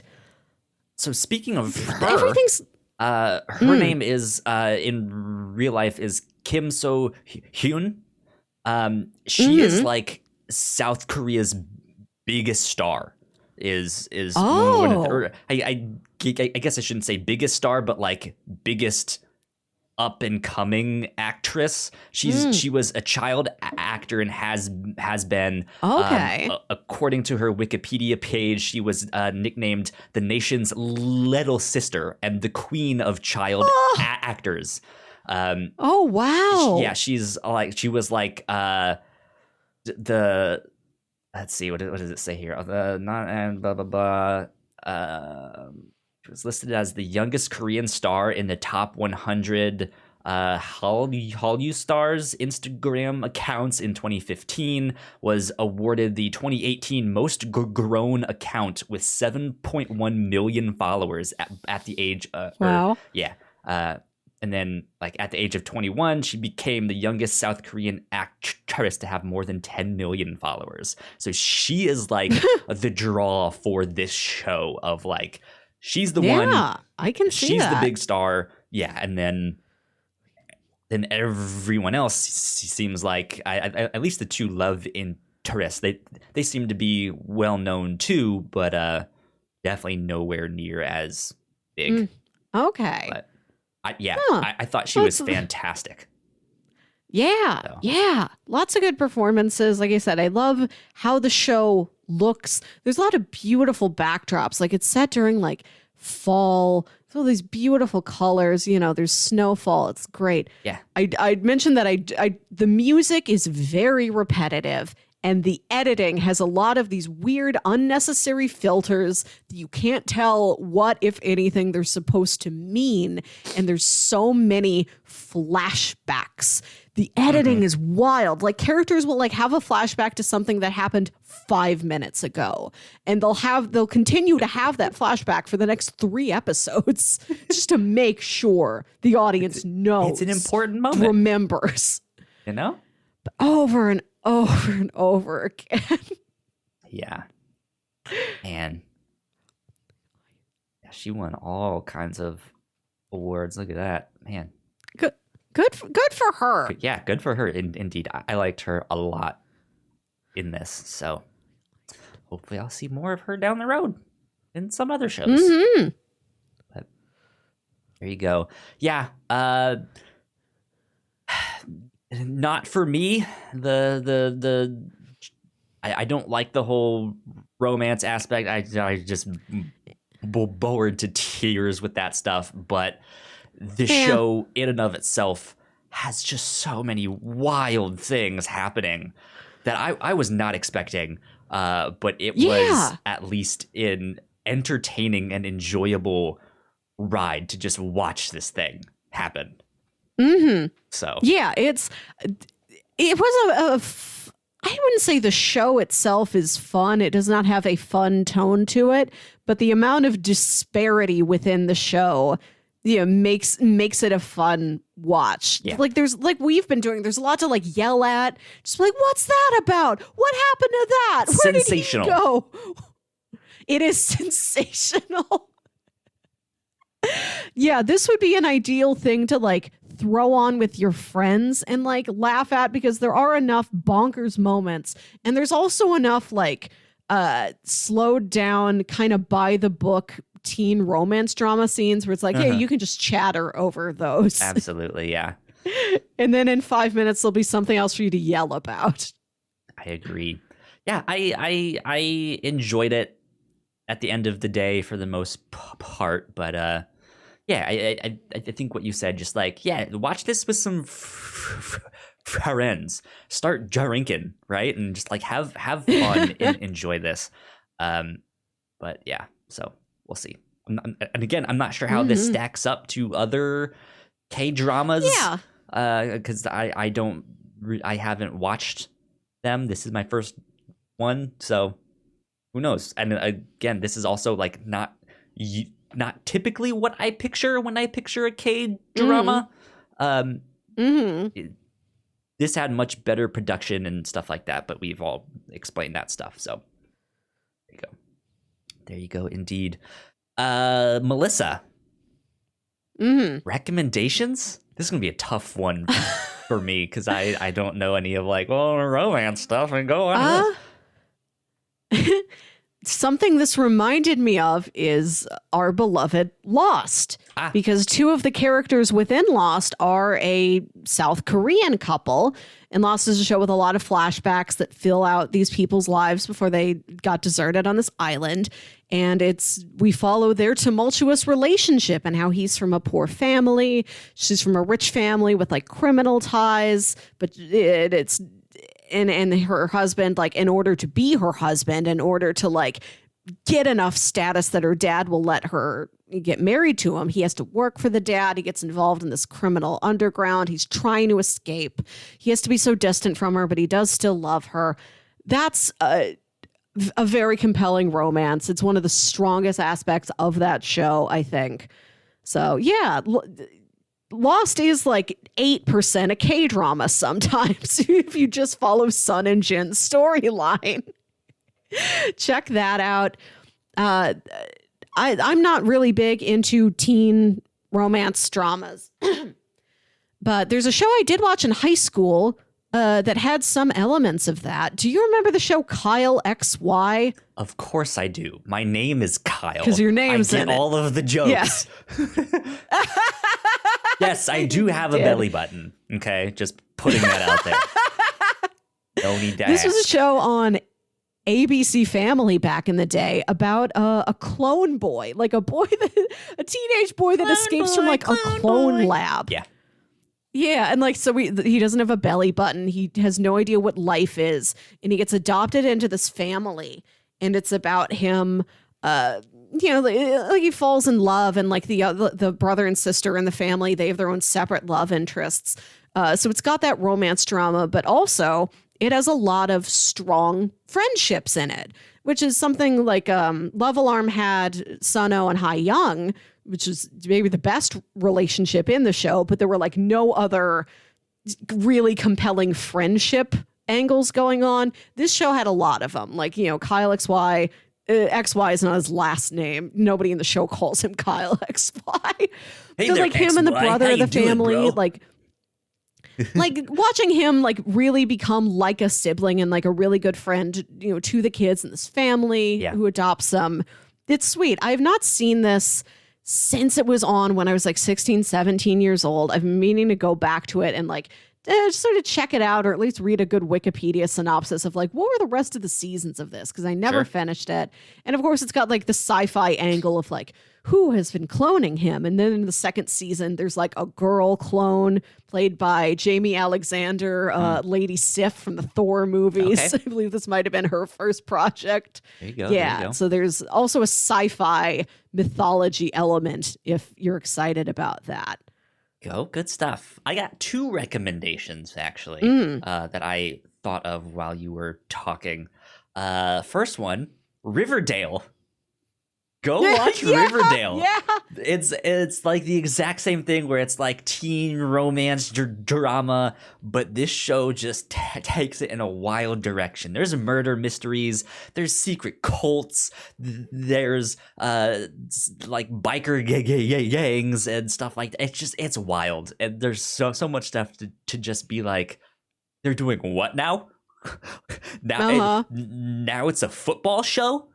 Now it's a boxing show. Now there's like a cursed D&D game. Yeah, now it's all about Dungeons and Dragons. What is going on in this show? It's wild, and they all have crazy backstories and stuff like that. It's great. I think if you like this show, go watch Riverdale, which I happen to really like Riverdale. It's hot garbage. Yeah. I know it is. Yeah. But that's why it's fun.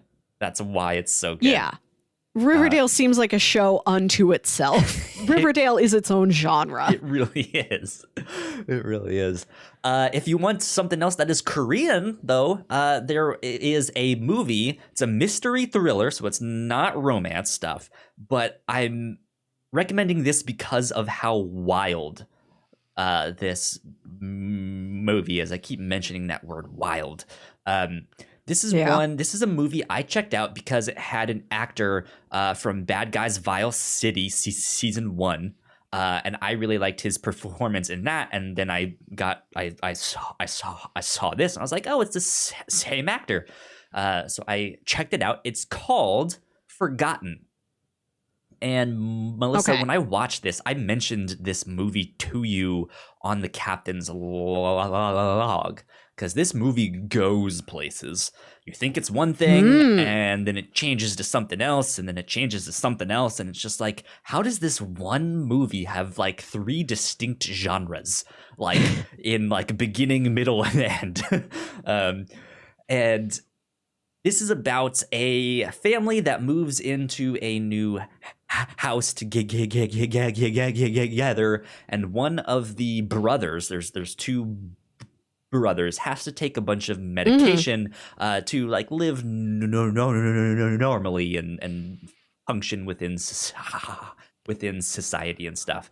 And the family kind of takes care of him, but especially the older brother.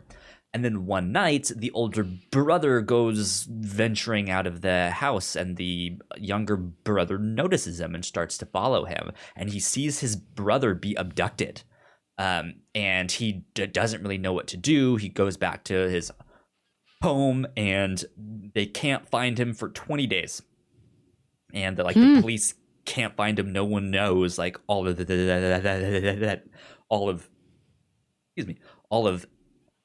that stuff. 20 days after, his brother returns.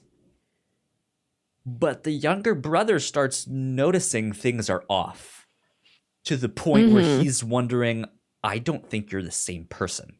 Like, I think you're someone else.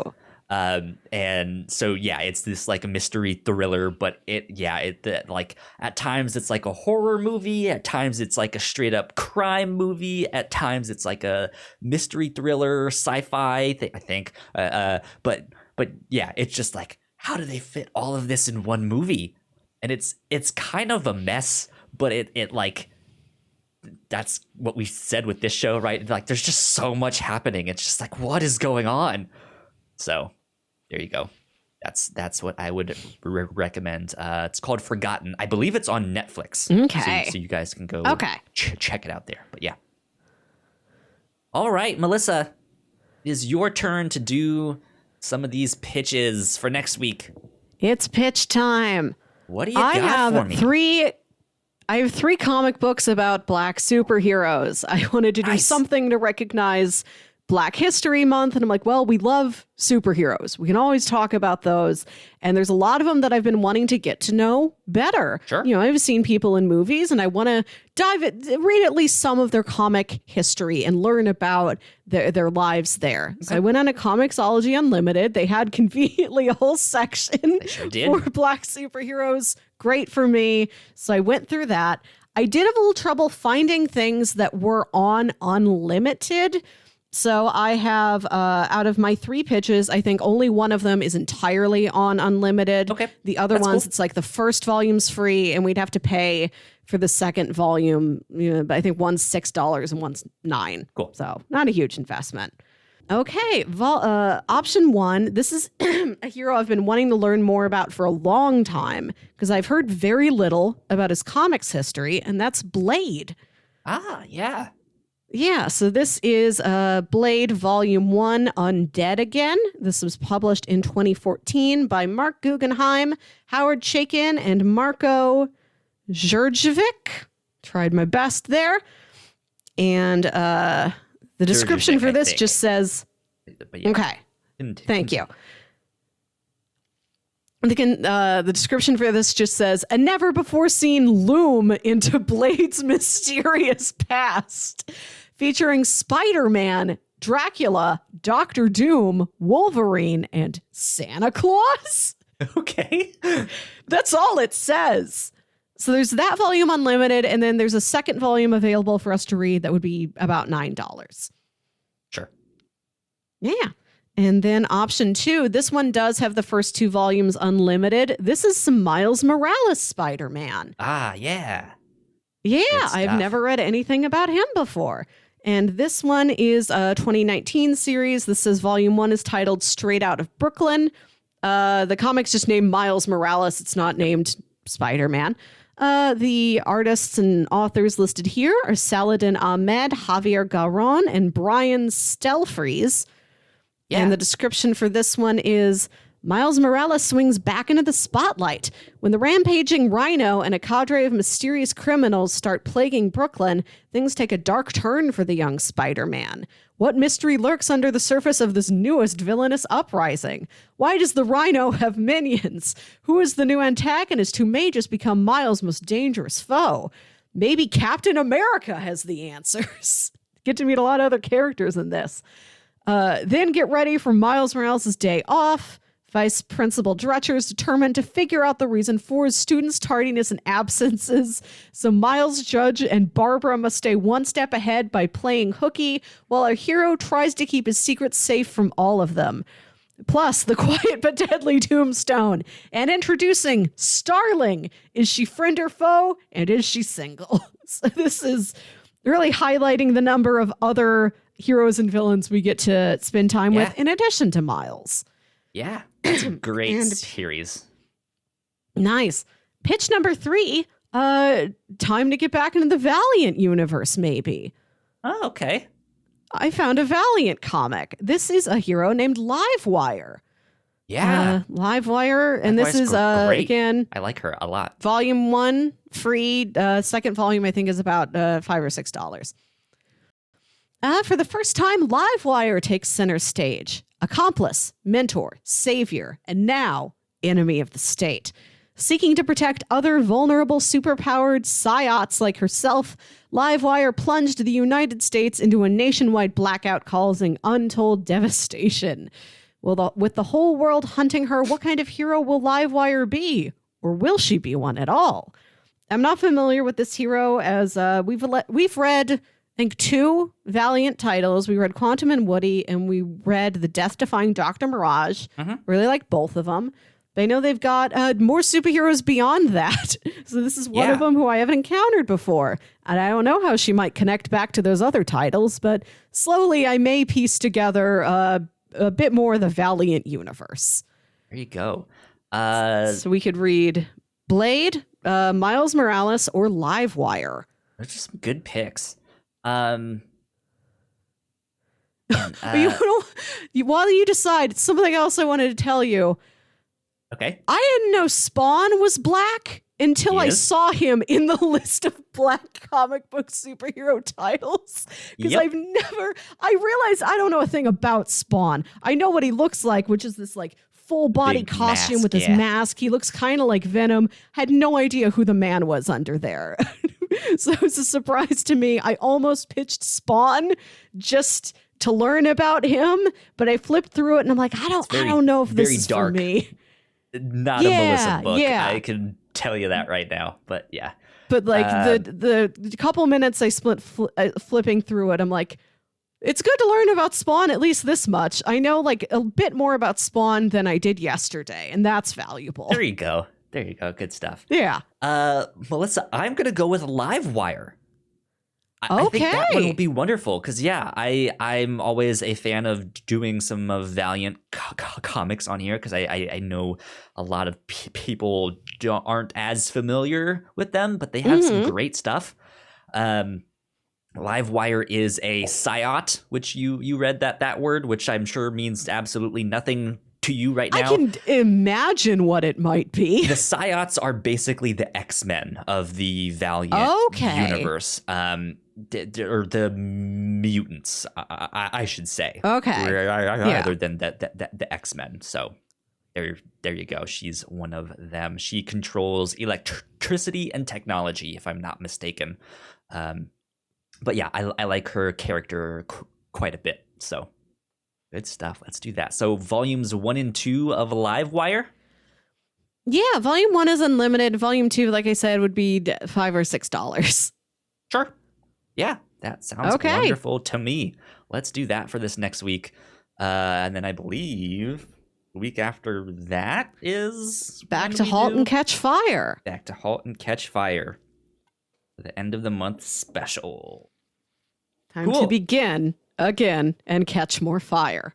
Yes, indeed. So that's what we'll do this next week. Livewire volumes 1 and 2.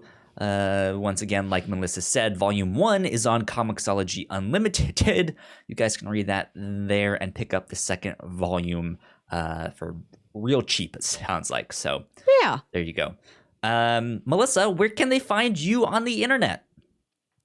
You can find me on Twitter and Instagram at Wilkywit. That's WILKYWIT. Listen to my other podcast, Saturday Morning Obscurities, where me and Jams talk about weird old kids shows you think only you remember, but surprise, the Wilkinsons do too. There you go.